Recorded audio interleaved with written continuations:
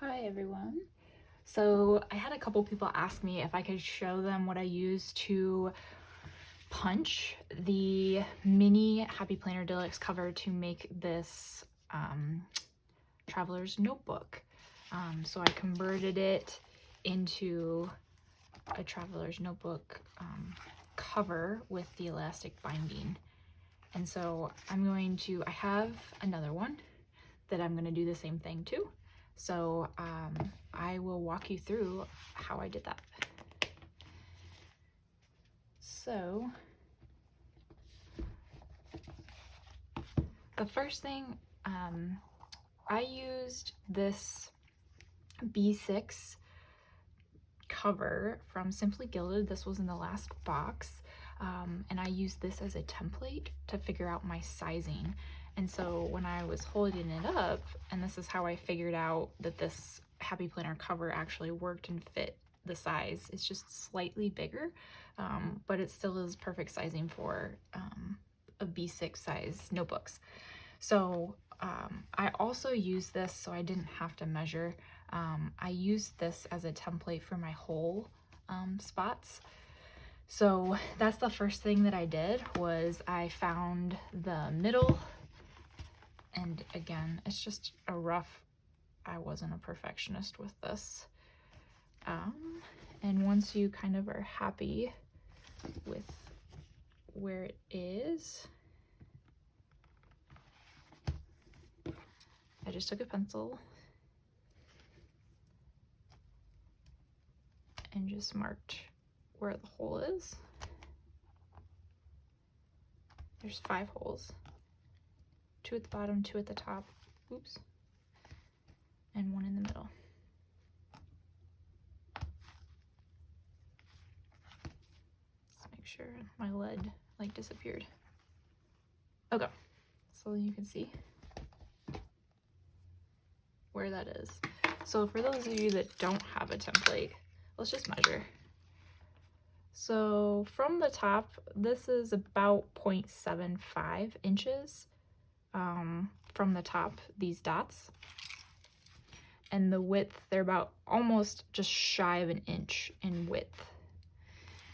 So that's the same on both sides, about 0.75, maybe just a little bit less, 0.75 inches from the top and from the bottom. And then this middle dot is exactly 4 inches down in the middle of your binding. So hopefully that'll help you out if you don't have a template. I was just lazy. Okay, next thing, we need a punch. So you might have seen We Are Memory Keepers, they have this crocodile. I didn't have that fancy instrument, but I did have this owl. AWL is the wording, and this is from the company Dritz, DRITZ. You can find it, I think, at any craft store, like probably by the sewing section, or on Amazon, I'm sure. And I can link, if I find this on Amazon, I'll put the link in my bio. I have an Amazon link. So that's just the cover. You take it off and put it as kind of like a handle. It really is just a blunter, but still tapered. This is the tapered point. But it's sharp enough to be able to poke through stuff. So this is what I used. And basically we're just going to take our guides, put your fingers, give it a little bit of air between the mat. Please don't poke your fingers. And we're just going to poke through. So like that. And now, so you can see the material. I like to go back the other way. And you can even mark on the outside if you want, so you can start from going this way too. And then you just repeat that without poking yourself. Gotta give it a little force. Push that fabric down in there.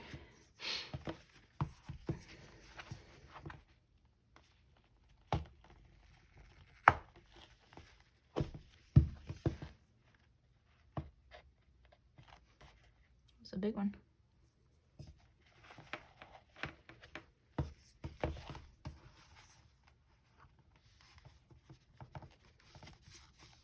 Twisting it sometimes helps too. And I'm kind of going all the way to make as big of a hole as I can with this, and I'll show you why.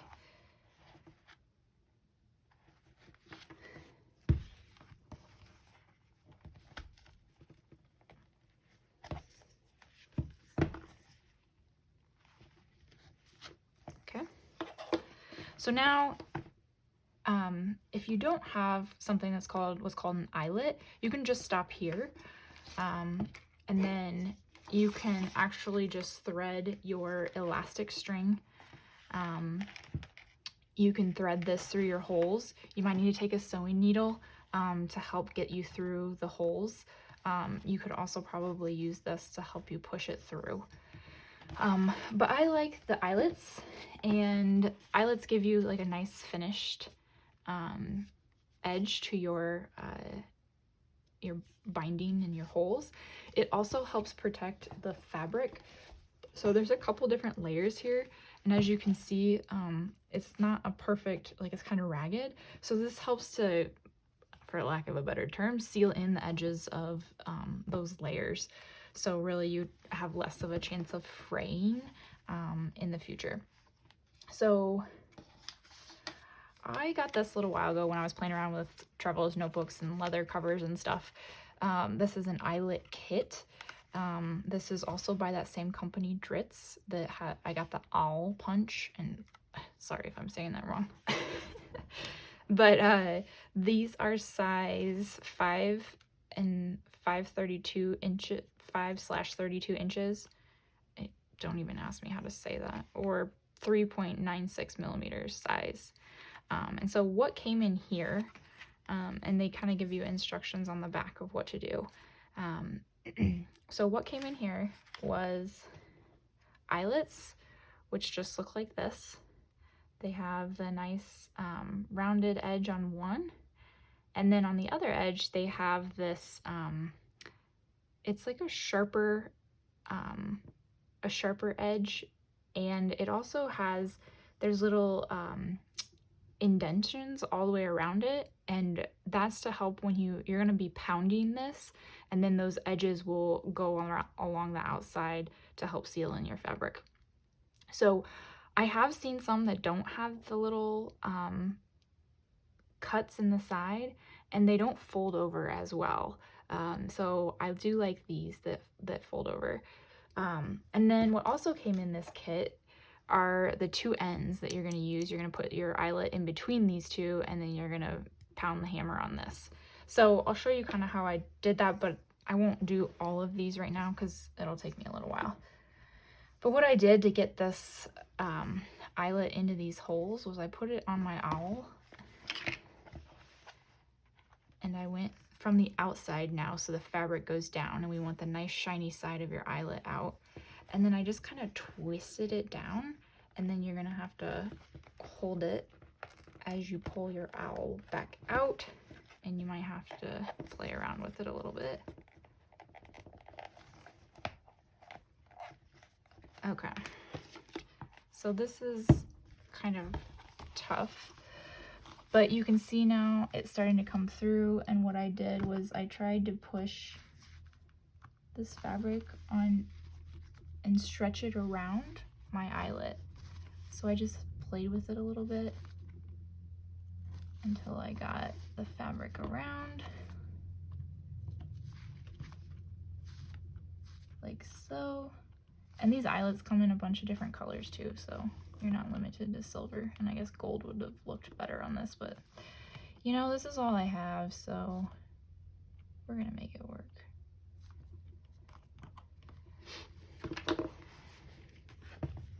I don't think the silver looks too bad.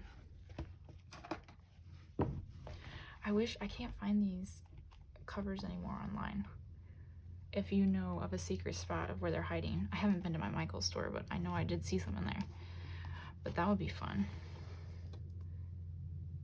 So you're gonna put, and this is, you don't have to use this block. It's just a firm, need a firm surface. And then you're going to line it up with your eyelet, like so. You're gonna take the top part and line it up, and then you're gonna take a hammer. Sorry, And you're gonna pound it. So I probably would do that harder once I'm done with this video. But then you can kind of see that the edges go around. So repeat that for all of them, and then you can string up your elastic. And so basically what you're gonna do, how I string up my elastic, is I start up at the top, I go through, let's see if I can do this. Start up at the top, go through, come back around, pull it down here, put it in through your other bottom, and come back up. And I do that twice, so I have 4 strings on this. So repeat, and then for your middle string, if you need a middle string, which I guess you technically don't on this, but say you're making a different cover. I guess I did not need a middle one. Oops.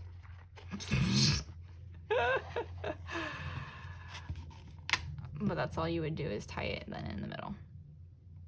But I guess we don't need one. Oh well. You guys see? Nothing is perfect. So that's how I made that. Let me know if you have any questions. And again, I'll try to link the pieces that I used. Something else I was playing around with that I was going to show you. We Are Memory Keepers actually posted a video yesterday of them making this. And so I played around with this today as a how to make a B6 cover yourself.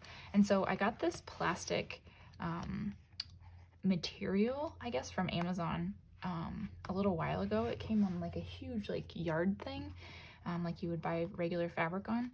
And I have the We Are Memory Keeper fuse tool, which is this guy.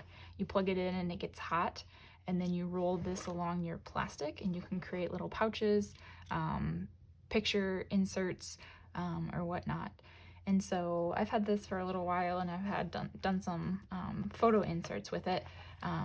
But I saw on their Instagram yesterday that they were making a traveler's notebook with it. So I already had this material, this plastic vinyl material, and so I thought I would give it a try. So I took 2 pieces of that, and I put a pretty cardstock piece of paper in between the middle of those 2 pieces, and then I basically just fused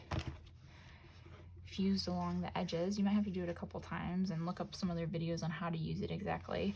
And then I did the same thing for the punches with the eyelets on this cover. And so you can see kind of the final 4 strings here. To add an extra string, so say you've used up all 4, right? You have 4 notebooks in here and you want to add a 5th. All you have to do